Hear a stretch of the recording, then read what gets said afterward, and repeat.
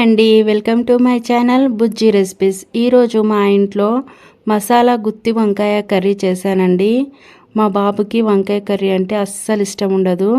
అది మామూలుగా చేస్తే తినడనేసి ఇట్లా మసాలా గుత్తి వంకాయ కర్రీలాగా చేశాను. చాలా బాగా అయింది, చాలా టేస్టీగా అయిందనమాట. అండ్ ఈ వంకాయ నేను పర్పుల్ వైట్ గ్రీన్ కలర్లో వచ్చిందనమాట. అంటే లైన్స్గా వచ్చింది, మొత్తం పర్పుల్ వంకాయ కాదు. ఇలాంటి వంకాయలు నేను తీసుకొని చేశాను.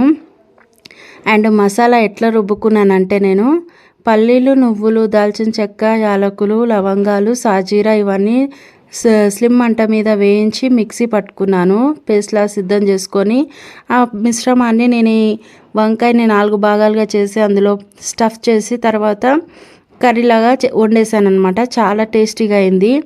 మా పాప కూడా వంకాయ తినదండి. ఇక ఆమె కోసం అనేసి నేను ముద్దపప్పు చేశాను. ఇక బాక్స్లో ముద్దపప్పు, పెరుగు, కొంచెం సాల్ట్ వేసి కలిపి పెట్టాను. సూపర్ ఉంటుంది. మీరు ఎప్పుడన్నా అట్లా ట్రై చేయండి. ముద్దపప్పు కూడా చాలా బాగుంటుంది.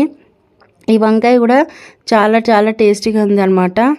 మామూలుగా చేస్తే తినరని పిల్లలకి ఇట్లాంటి వెరైటీ రెసిపీస్ చేసి పెడితేనే మంచిగా తింటారు. వాళ్ళు బాగా తిని మంచిగా ఆరోగ్యంగా పుష్టిగా ఉంటేనే కదండి తల్లులకు సంతోషం. అదనమాట సంగతి. లేకపోతే తినరు, పక్కచిక్కిపోతారు పిల్లలు. ఏమంటారు? నచ్చితే లైక్ చేయండి, షేర్ చేయండి, సబ్స్క్రైబ్ చేసుకోండి.